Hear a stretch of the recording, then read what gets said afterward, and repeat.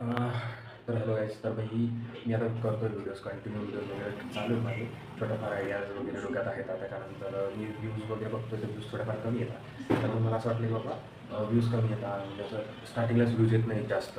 1-2 व्हिडिओजमध्ये 10-15 views आहेत, त्याच्यानंतर 25-50 views येत आहेत. तर आता हळूहळू करून वाढत आहे. म्हणजे स्टार्टिंगला 1-2 व्हिडिओज टाकले तेव्हा 10-15 व्ह्यूज होते, त्याच्यानंतर मग आता वाढत चालले हळूहळू करत करत. तर मग माझा असा विचार चालू आहे की आपण थोडंफार काहीतरी इनोव्हेटिव्ह ट्राय करू. कारण की नाही बघा, तुम्ही जर व्ह्यूजच्या मागे लागले तर मग काही होणार. कारण की तुम्ही कन्सिस्टन्स टाकत जर व्हिडिओ गेले तर तुमचे व्ह्यूज वाढेल. कारण यूट्यूब पण काय बघतं की तुम्ही किती व्हिडिओज टाकताय. हे बघा, आता मी सध्या एकच व्हिडिओ टाकतो शॉर्टमध्ये.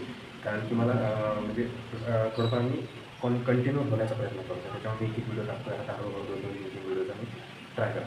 कारण कसं आहे, यूट्यूब पण विचार करते बाबा हा डेली व्हिडिओ टाकतो मग त्याला प्रमोट करा. कारण जर तुम्ही असा विचार केला की आम्ही आठवड्यातून 1-2 व्हिडिओज टाकल वगैरे, तर मग तेवढं म्हणजे तुमचं हे नाही होतं, रीच नाही वाढत. हळूहळू केलं तर व्ह्यूज कमी येतात स्टार्टिंगला. त्यानंतर मग जसं त्यांना यूट्यूबला समजलं की बाबा ते तुम्ही रोज व्हिडिओज टाकताय 10-15 दिवस, महिनाभर झाल्याच्यानंतर, तर मग यूट्यूब तुम्हाला स्वतः पेमेंट करतं.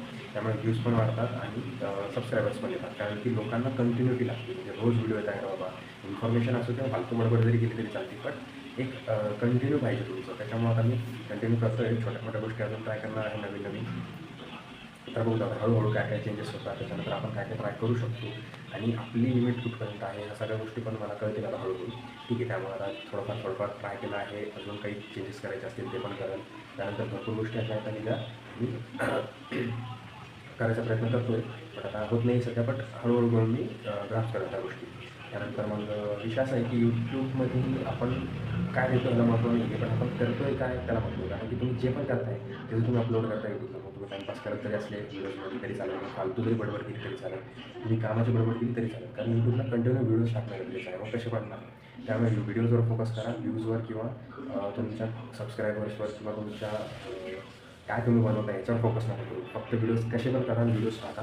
कारण जोपर्यंत तुम्ही व्हिडिओ टाकणार नाही तोपर्यंत यूट्यूब तुम्हाला चान्स देणार नाही. तुमचे रोज व्हिडिओ येत राहतील तर यूट्यूब तुम्हाला चान्स देईल. कारण आपण जसं रोज काम करत राहिलं तर आपल्याला कोणी ना कोणी चान्स देतच कामाचा. तशीच कंडिशन आहे की आपण जोपर्यंत प्रयत्न करत नाही तोपर्यंत काही होत नाही. तुम्ही रोज व्हिडिओ टाका, कसे काय होईना टाका. तुम्ही रोज व्हिडिओ टाकल्याच्यानंतरच यूट्यूब तुम्हाला रिकमेंड करेल आणि तुम्ही सर्चमध्ये येतात. ठीक आहे. So thank you. आता इथून पुढे थोडंफार अजून चेंजेस करेल व्हिडिओमध्ये. ठीक आहे.